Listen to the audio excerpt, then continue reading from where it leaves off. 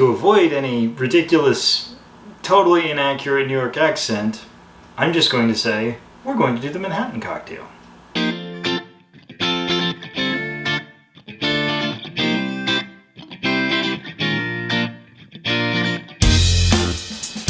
Hello and welcome to Intoxicated Masculinity. If it's Wednesday, we've got another cocktail video coming at you today. Today we're going to be doing a very classic cocktail, Manhattan.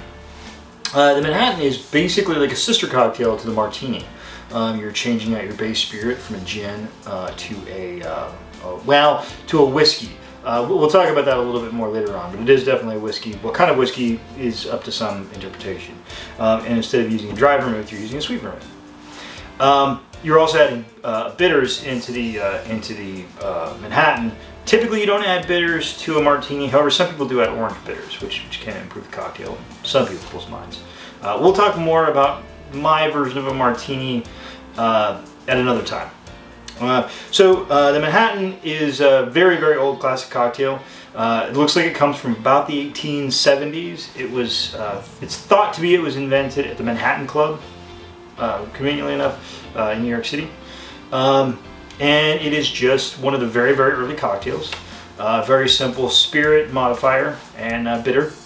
I think it's kind of an interesting cocktail. It's not a cocktail that I have very often. As a bourbon drinker and a whiskey drinker in general, I don't typically like a lot of bourbon or rye-based cocktails. But I haven't really delved into the Manhattan a lot, so I think maybe this could be an opportunity to expand my horizons a little bit. All right, now that we know a little bit about the cocktail, let's go ahead and sample some spirits before we get started on making it. All right, one important thing with cocktails that I think is often overlooked is sampling your ingredients. It becomes very sort of rote to say, you put in X amount of vermouth, X amount of bourbon, X amount of whatever cocktail ingredient you're putting in, you put it in the cocktail, and the cocktail tastes the way you like.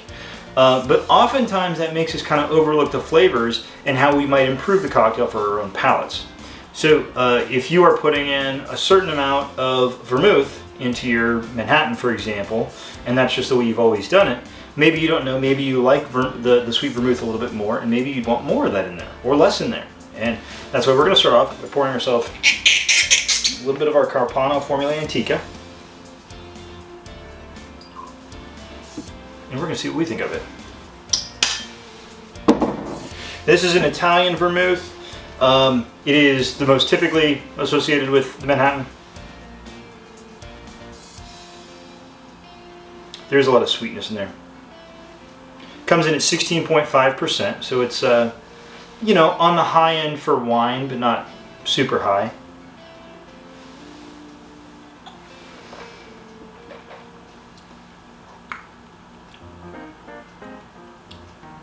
It's really interesting. I mean, it's very kind of grape forward. It's very sweet. It's quite sweeter than I understand it's called sort of sweet vermouth, but it's almost sweeter than I even sort of imagined it would be. It's going to be really interesting, this cocktail. And again, we'll talk about the whiskey in a minute, but your sweet vermouth going up against your rye whiskeys, I think that's kind of an interesting comparison. So it does, it's obviously, it is a type of wine. It tastes more, it would definitely be considered a sweeter wine. It's not dry at all, which again, as the name would sort of imply.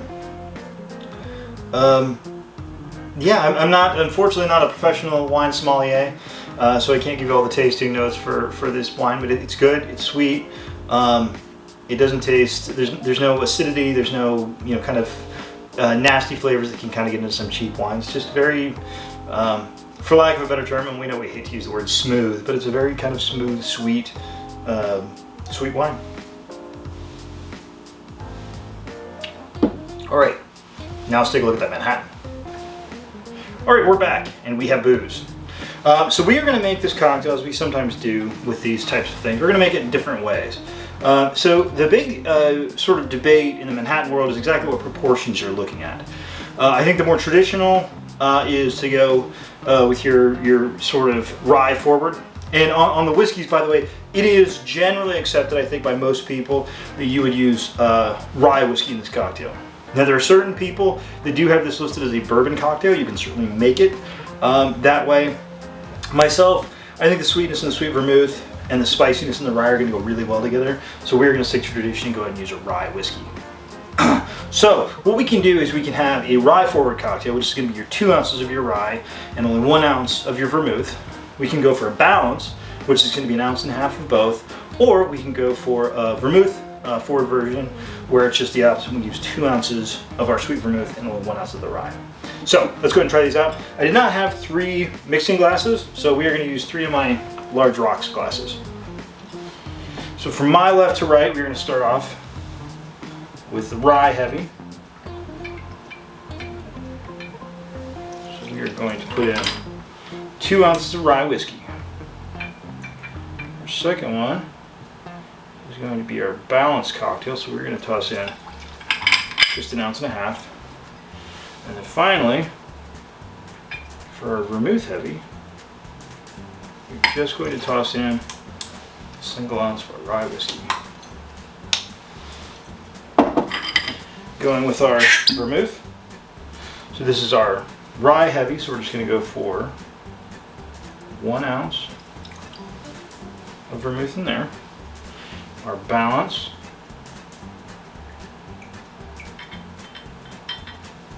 We're going to go for 1.5 ounces. And for our vermouth forward, full 2 ounces. I'm going to go ahead and toss in 2 dashes of angostura bitters in each glass.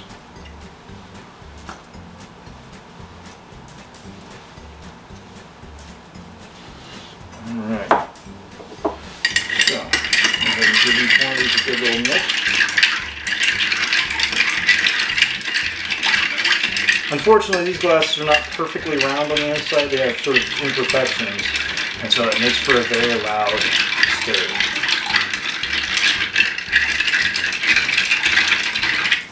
Alright. Now we could stir. Now our balance.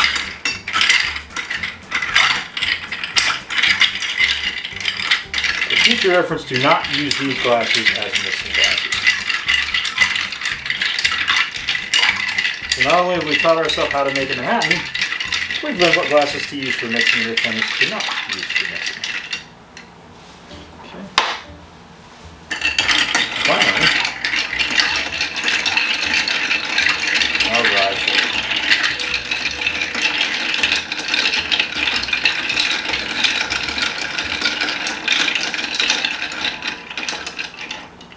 All right. An important note here, when you're going to make your cocktail, it's important that you remember to bring all of your equipment, which I did not. So we are going to magically poof to get ourselves a strainer. And poof, a strainer. Now, Manhattan is typically just going to be served up in a coupe glass. And we're just going to add 1 Luxardo cherry to each glass. These cherries, by the way, are fantastic. I know they're a little more expensive than just getting your sort of atomic red maraschino cherries that you'll see in various places, but they're definitely worth it. Alright, so here is our vermouth heavy Manhattan.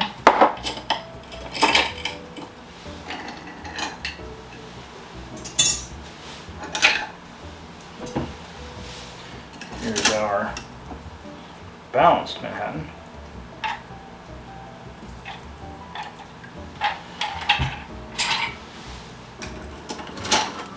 Here is our rye heavy.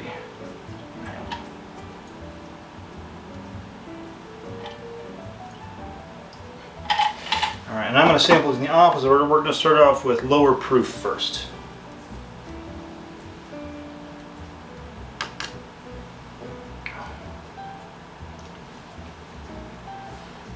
That's really good. The rye is not coming through particularly heavily.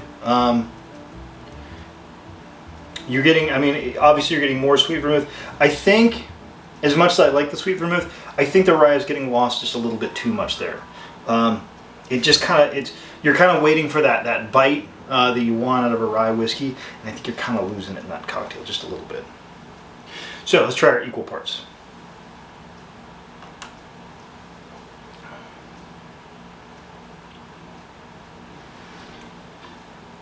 Okay, definitely we're tasting it. We're getting our black pepper notes kind of in the back of your palate. I think, honestly, I think the sweet is actually still kind of dominant in this cocktail, even though it's equal parts.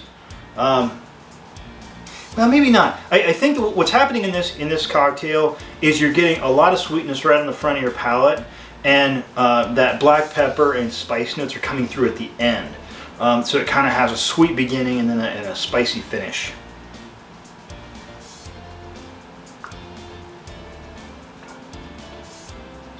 Yeah, it's coming through a lot more kind of on the back of the palate. That's very good. It's a cocktail. Whenever they talk about cocktails, they talk about cocktails that are complex, and I think this is a little more complex. It develops. So when you first try it, when you first do your tasting, it sort of develops into the back of your palate, and it changes from sweet into more of a spicy cocktail. Now we're going to try our rye heavy.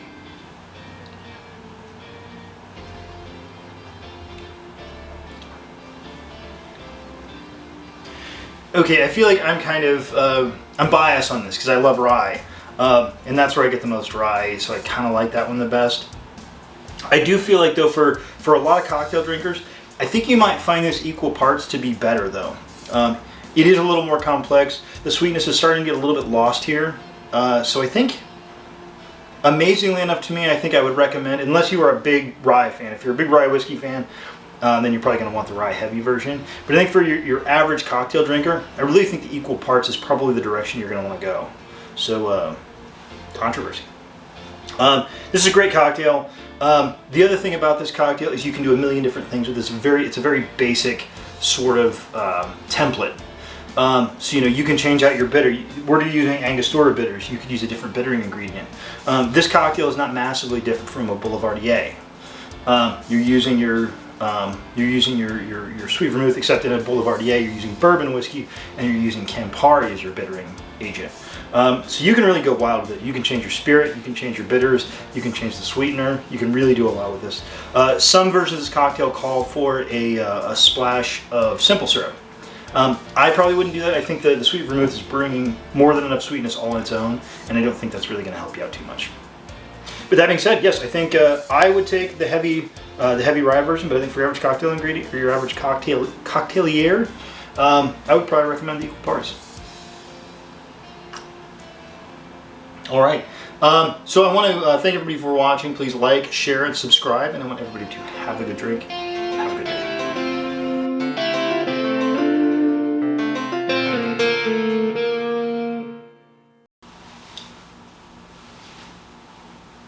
I'm losing my mind.